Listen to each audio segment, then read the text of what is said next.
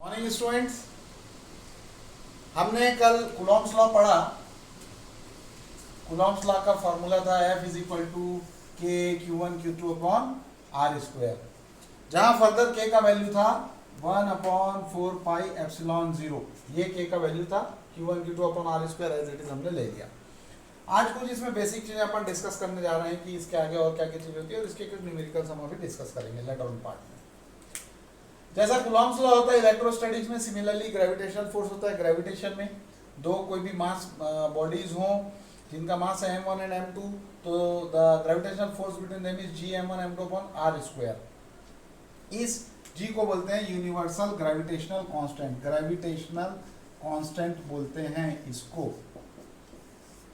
ठीक है, gravitational constant है ना, gm1 m2 upon r square. और मैग्नेटिक फोर्स यदि दो पोल्स हों, है ना, m1 और m2 दो शॉर्ट पोल्स हों, तो उनके बीच जो फोर्स लगता है that is F is equal to mu 0/4 pi. यहाँ जो परमिटिविटी है ना, ये परमिटिविटी हमको क्या बताता था, ये हमको बताता था कितनी नंबर ऑफ लाइंस उस पर्टिकुलर सब्सटेंस से जा सकती है। Epsilon indicates that only. ये एप्सिलॉन 0 यहाँ वैक्यूम का परमिटिविटी है, ये म्यू 0 वैक्यूम का परमिएबिलिटी है।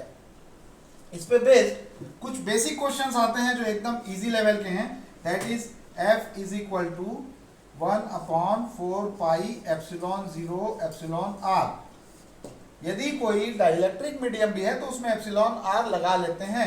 एक्चुअली इट इज एप्सिलॉन, शुरू में इसको क्या लिखते हैं हम लिखते हैं 1 upon 4 pi epsilon, then Q1 Q2 upon r square. इसको हम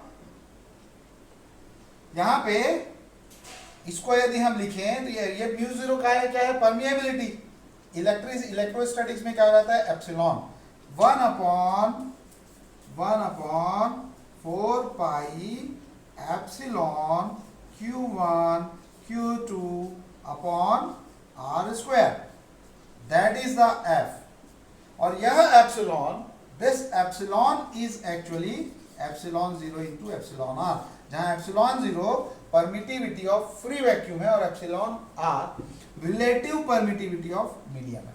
हम यहाँ पे एप्सिलॉन r लिख लिए, then Q1 Q2 upon r square. Suppose मैंने पूरे चार्ज सिस्टम को वाटर में डाल दिया, तो इस एप्सिलॉन r की जगह में क्या हो जाएगा, वाटर का एप्सिलॉन r यानी डाइलेक्ट्रिक कांस्टेंट होता है बच्चों 80, तो फोर्स जो है वो कितना हो जाएगा, F अपॉन 80 टाइम्स हो जाएगा। वैक्यूम में जो फोर्स है F यदि है तो वाटर में फोर्स हो जाएगा F अपॉन 80।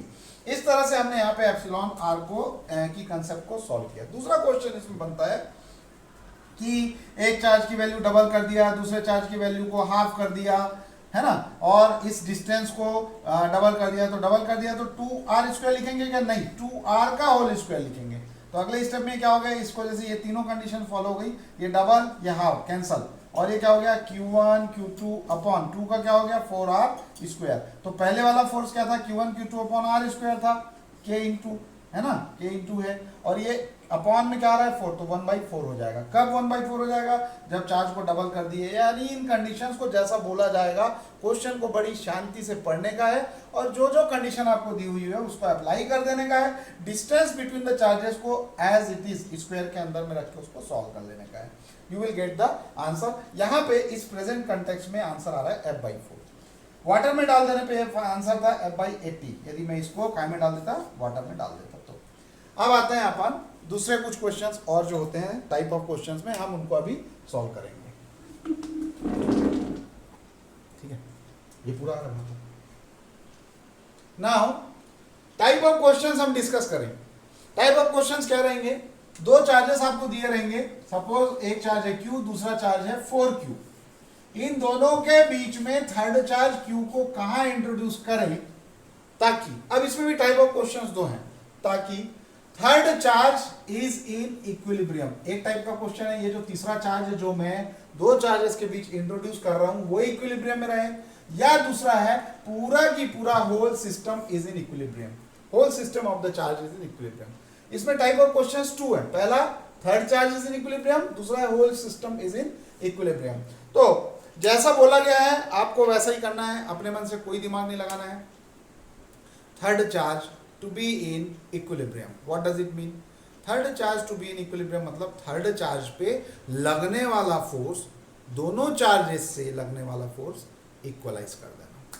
फिर से, यदि third charge to be in equilibrium बोल रहा है तो थर्ड चार्ज पे लगने वाले फोर्स को इक्वलाइज कर देना। यहां पे मैंने क्या किया, थर्ड चार्ज था छोटा क्यू पे बड़ा क्यू के द्वारा फोर्स इज इक्वल टू छोटा क्यू पे ही 4q के द्वारा लगाया गया फोर्स, ये मैंने कर दिया, दोनों को इक्वलाइज कर दिया। डिस्टेंस कैसे लिया भाई, सपोज ये x डिस्टेंस पे रखा रहा है q से, तो ये डिस्टेंस पूरी l थी, l minus x, what is this, ये l है, ये माइनस, तो this is l minus x, ये पूरा l था, l में ये x हो गया इधर, this is l minus x, इसको l माइनस x रख दिया, इसको इक्वेट कर देंगे आप, you will get the answer of small q in terms of capital Q। दूसरा है whole system is in equilibrium. Whole system is in equilibrium का मतलब क्या है कि नेट फोर्स ऑन, इसमें क्या करने का है, कोई एक कॉर्नर वाला चार्ज या तो ये पकड़ लें हम या तो ये पकड़ लें, और इन दोनों में से किसी एक को पकड़ने के बाद उस पे लगने वाला फोर्स इक्वेट कर देने का है। यहां पे मैंने इसको पकड़ा, नेट फोर्स ऑन Q, ये कॉर्नर वाले चार्ज पे शुड बी 0। क्या किया मैंने, इस Q पे कौन कौन फोर्स लगा रहा है, एक तो ये छोटा Q और एक ये 4Q, तो इस पे जो फोर्स लग रहा है देखिए K, ये वाला Q, force on capital Q because of this छोटा Q is equal to force on the same बड़ा Q because of this 4Q, equal and opposite, ये इक्वल और अपोजिट लगेगा, जितना ये इस पे अट्रैक्ट करेगा उतना ज्यादा इसको रिपेल करेगा। That way we have equalized it and we will get the answer. एक बहुत अच्छा क्वेश्चन है, मेरा बड़ा पसंदीदा क्वेश्चन है कि यदि प्रोटॉन और इलेक्ट्रॉन का ग्रेविटेशनल फोर्स और इलेक्ट्रोस्टैटिक फोर्स को कंपेयर करें तो क्या करना पड़ेगा, तो यहाँ पे अपन ने उसका रेशियो किया हुआ है, बहुत सरल तरीके से किया हुआ है, बहुत ज़्यादा लोड लेने की जरूरत नहीं है। F E is equal to K Q1 Q2 upon R square, F gravitational is equal to G M1 M2 upon R square, R square cancel, K जो है 1/4 पाई एप्सिलॉन 0, इसका वैल्यू है 9 × 10⁻⁹ और Q1 charge of electron, Q2 charge of